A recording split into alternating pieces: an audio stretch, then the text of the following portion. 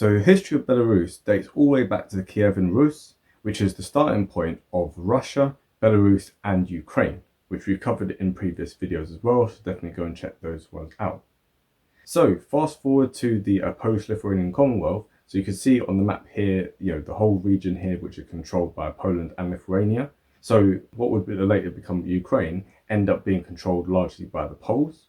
But what would later become Belarus was predominantly controlled by Lithuania. And obviously Lithuania still has very much a smaller population than Poland, and that was also the case back in those days.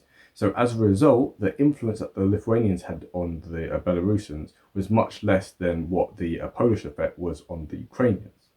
Now fast forward once again to 1796, and this is the Partition of Poland. So this is where Russia, Austria and Prussia came together and divided up the Polish Commonwealth, and Russia ended up getting the eastern part of that.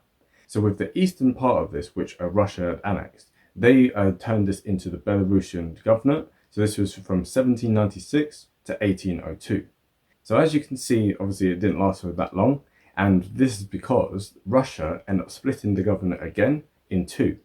So fast forward now to the 1840s, and this is where the period of Rusification ended up beginning. So this is under Tsar Nicholas I, and obviously later Tsars and later Russian administrations would kind of intensify this. So this was the banning of the Belarusian language and also the pressuring of many of the locals to convert from Roman Catholicism, which was the religion of the Polish-Lithuanian Commonwealth, towards Eastern Orthodox Christianity, which is obviously the main faith within Russia.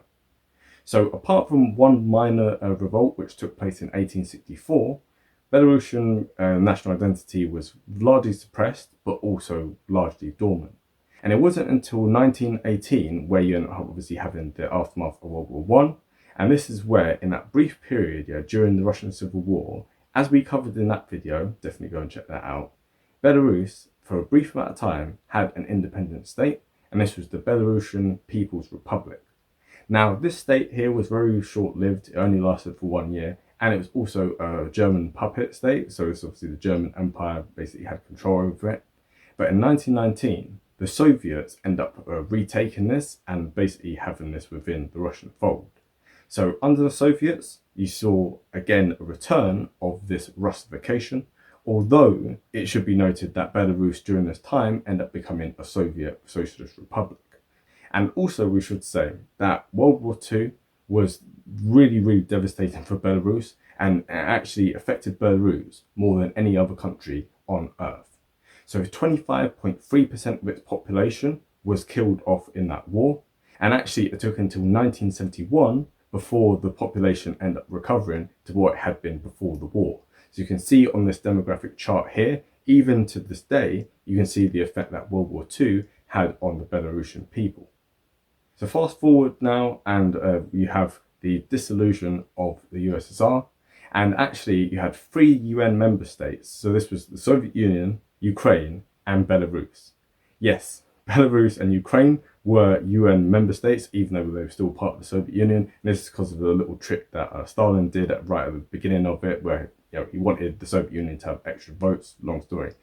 But still, you had Russia, Belarus and Ukraine in December of 1991 coming together to sign the dissolution of the USSR. And so this is where Belarus, for the first time, was actually independent. Also it seemed, because while Russia had kind of gone down the path under Yeltsin of liberal democracy, or at very least flirting with the idea of it, for Belarus, very quickly it took a sharp turn towards authoritarianism, and this is with the election in 1994 of Alexander Lukashenko. So he has been, the dictator of Belarus all this time. He actually proudly says he's the last dictator of Europe. And actually, if you look at all the different elections which happened since that time, he has apparently won 77% of the vote or more in every single one of these elections, in every single one of these referendums. So either he's the most popular leader of all time, or there's some funny business going on. And I think we all know what the actual answer to that was, that, yeah, definitely there was some funny business going on. But still, Lukashenko in power did 2 things that were quite notable. First of all, he maintained the Soviet central planning in terms of how the economy was structured.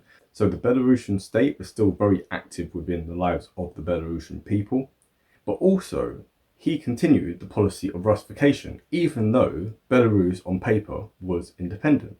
And they found that 71% of Belarusians speak Russian at home. So not Belarusian, they speak Russian at home as their primary language. So it kind of gives you an idea of just how strong the Russification has been on Belarus, that even after independence, they still don't really have much of a national identity. And part of the reason for this is to do with the language barrier. So if you look at Russian speakers, Belarusian speakers, and Ukrainian speakers, what you'll find is that the Russian speakers can understand about 84% of spoken Belarusian, but they can only understand about 50% of spoken Ukrainian. So which shows that, the influence of the Polish-Lithuanian Commonwealth, you can see the long-lasting effects of this. And this is part of the reason why Ukrainian is so heavily influenced by Polish, whereas Belarus had hardly any influence at all from the Lithuanians, and this is how they were able to basically keep much of their language much the same as it would be for the Russians. So in 1997, it came as no surprise to anyone when Lukashenko and Boris Yeltsin end up coming together to sign the declaration for a union state.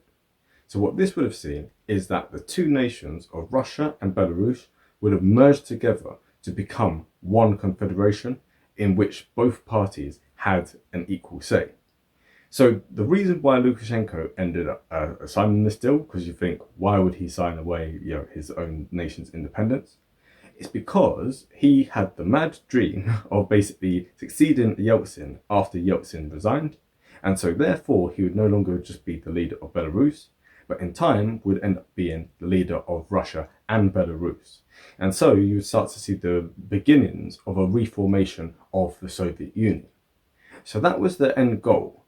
However, fate acted very differently, and this is when Boris Yeltsin in late 1999, he resigned and he appointed Vladimir Putin to take over. So of course, Vladimir Putin has pretty much run Russia throughout all this time. And Lukashenko, similarly, he's kind of gone backward and forward depending on his mood that day.